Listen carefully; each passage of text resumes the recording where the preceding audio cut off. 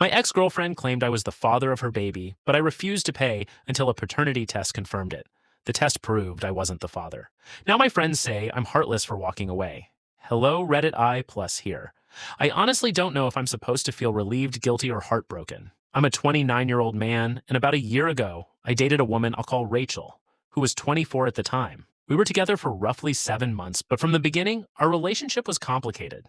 Neither of us wanted anything serious. We had actually agreed that we were allowed to see other people. I know that sounds like a recipe for disaster, but that's what we both wanted at the time. Eventually, the relationship ran its course. We weren't fighting or anything dramatic. We simply realized we weren't compatible, so we broke up. About 6 weeks later, Rachel called me and told me she was pregnant. Then came the sentence that completely changed my life. She said, the baby is yours. I didn't immediately know what to say. The problem was that I knew she had been seeing other men while we were together. She had been completely open about that, and technically, she hadn't broken any agreement between us, so I wasn't accusing her of cheating. I simply knew there was a possibility that I wasn't the father. I told her, if the baby is mine, I'll be there. I'll help you, I'll help raise him, and I'll take responsibility, but I need to know for sure. She got extremely offended. She said she couldn't believe I would question her after everything we'd been through. I reminded her that this wasn't about insulting her. It was about establishing paternity. She eventually told me she didn't want to do a paternity test while she was pregnant. She wanted to wait until after the baby was born. I said that was her choice. But I also made my position clear. Until paternity was established, I wasn't going to start paying her bills or buying expensive baby equipment. That decision turned me into the villain among several people who knew about the situation. I wasn't completely ignoring her. In fact, I was doing something nobody seemed to know about. I was preparing. I started putting money aside every month in case the baby was mine. I bought parenting books. I watched videos about newborn care.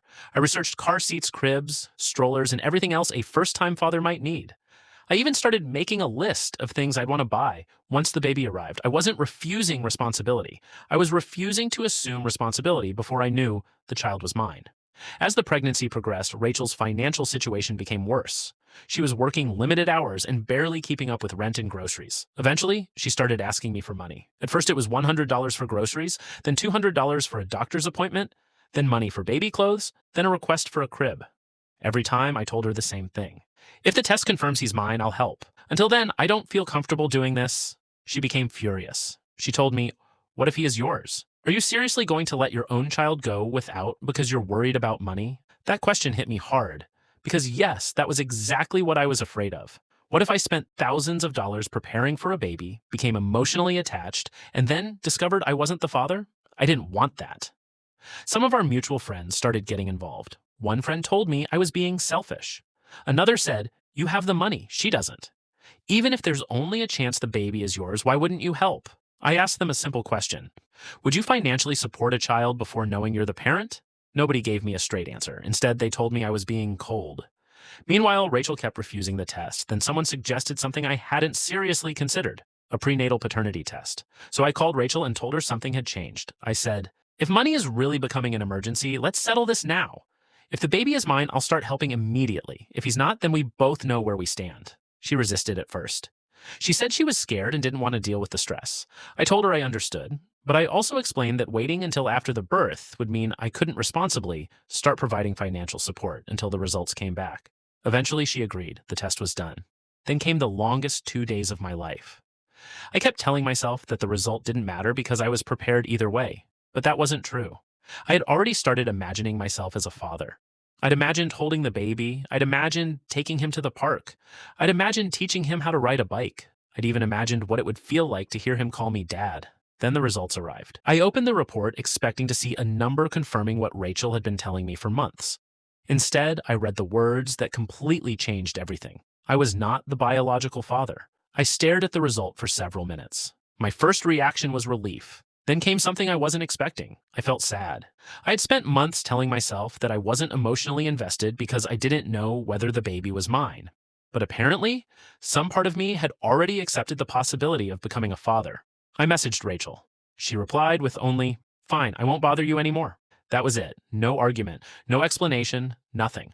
I told her I was sorry things had turned out this way and wished her and the baby the best. I also gave her information about local assistance programs for low-income mothers and suggested she look into community organizations that provide used baby supplies. She never replied.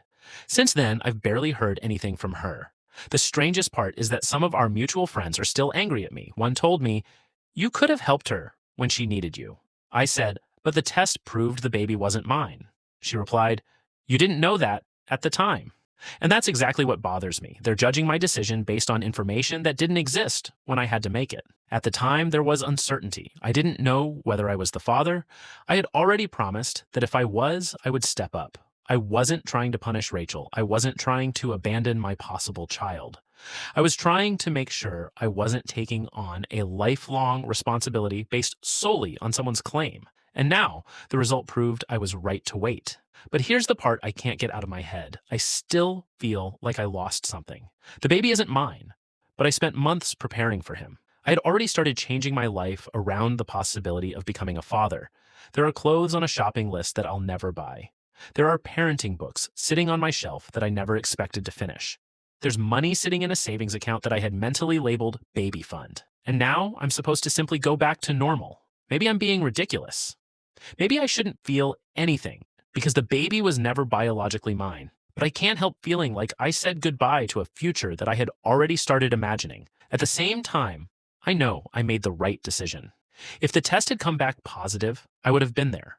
I would have helped Rachel financially. I would have accepted the responsibility. I would have loved that child. The fact that the test came back negative doesn't mean I suddenly stopped caring. It means I finally know the truth. So Reddit I+ audience, was I actually heartless? Should I have financially supported my ex during her pregnancy simply because there was a possibility the baby was mine? Or was it reasonable to wait until paternity was confirmed before taking on financial and parental responsibility? Because honestly, I thought I was protecting myself from making a terrible mistake. Now, I'm wondering if, somewhere along the way, I protected myself so much that other people saw me as cruel. What would you have done in my position?